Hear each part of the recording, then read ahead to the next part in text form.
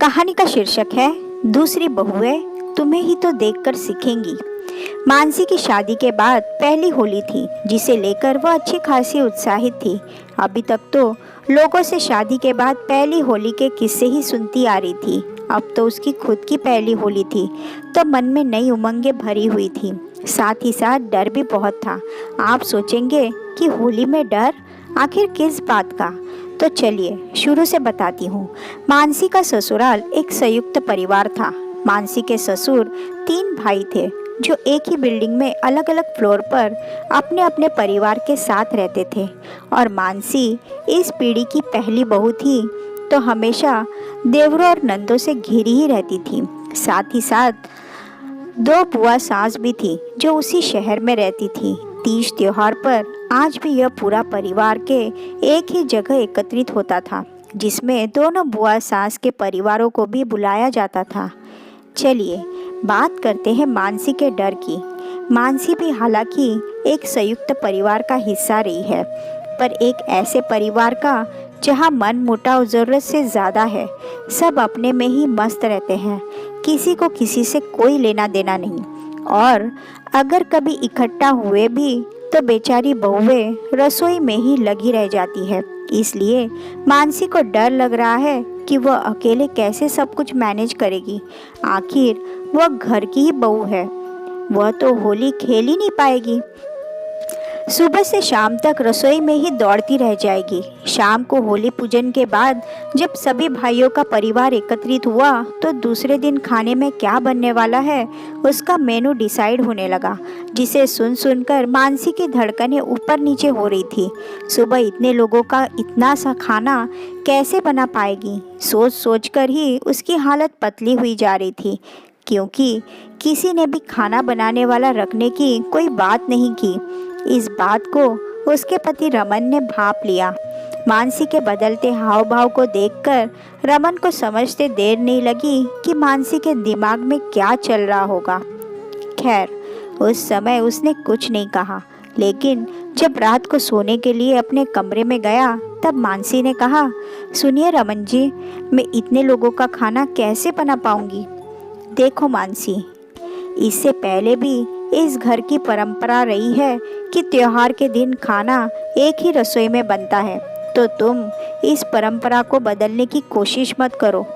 मैं कहाँ कह रही हूँ कि परंपरा को बदलो, पर कुछ मेरे बारे में भी तो सोचो। कैसे कर पाऊंगी मैं ये सब? अब इसमें मैं क्या कर सकता हूँ? आखिर तुम घर की बहू हो, सो ये तुम्हारी ही जिम्मेदारी है। कल को दूसरी बहुएं भी आएंगी, तो वो भी तुम्हें ही देखकर तो सीखेंगी। फिर मेरी होली तुम्हें होली की पड़ी है।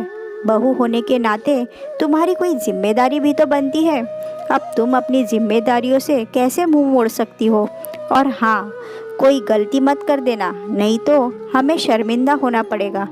अब सो जाओ, सुबह जल्दी भी तो उठना है। आखिर तुम्हें ही तो सब कुछ संभालना है।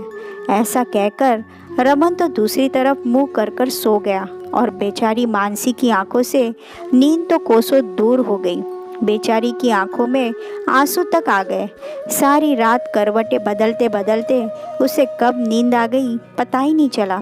सुबह जब नींद खुली तो देखा सब लोग जाग चुके हैं, और मम्मी जी ने चाय बनाकर सबको परोस दी है। माफ़ करना मम्मी जी, मुझे देर हो गई।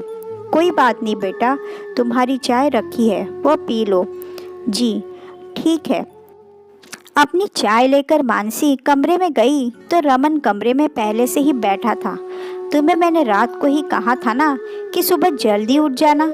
आखिर सब कुछ तुम्ही को संभालना है, लेकिन तुम हो कि तुम्हें किसी की बात सुननी नहीं है।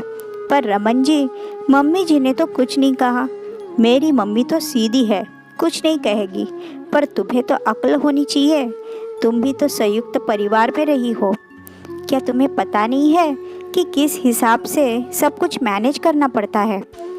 अब जल्दी से चाय पियो और फटाफट काम पर लगो। रमन तो डांट कर चला गया, पर मानसी की हालत खराब। जैसे तैसे चाय पी और रसोई की तरफ चल दी। रसोई में जाकर देखा तो कुछ भी नहीं था। अपनी सासू माँ से जाकर कहा, मम्मी जी खाना कहाँ? खाना तो ऊपर छत पर बनेगा। बेटा हद की तरफ रवाना हो। वहां जाकर देखा तो एक बार उसको अपनी आंखों पर यकीन ही नहीं हुआ। शायद उसने यह मंजर कभी सपने में भी नहीं सोचा था। घर के पुरुष मिलकर रसोई का काम कर रहे थे। चाचा जी सब्जियां साफ कर रहे थे। वही दो देवर मिलकर आटा गूंदने का काम कर रहे थे। कोई रायते की तैयारी कर रहा था, तो कोई ग्रेवी बनाने की तैयारी कर रहा था, तो कोई मिठाई की तैयारी। सबने अपना अपना काम बांट रखा था। ये सब क्या हुआ बेटा? कुछ चाहिए था तुम्हें? नहीं पापा, ये आप क्या कर रहे हैं? आज के दिन महिलाओं को छुट्टी है रसोई से। क्या? देखो बेटा, यह हमारे घर का रिवाज है कि होली के दिन महिलाओं की रसोई से छुट्टी कर दी जाती है और रसोई की जिम्मेदारी हम पुरुषों की होती है। इसलिए तुम जाओ और होली खेलने की तैयारी करो। बस हम रसोई की तैयारी करके नीचे आते हैं।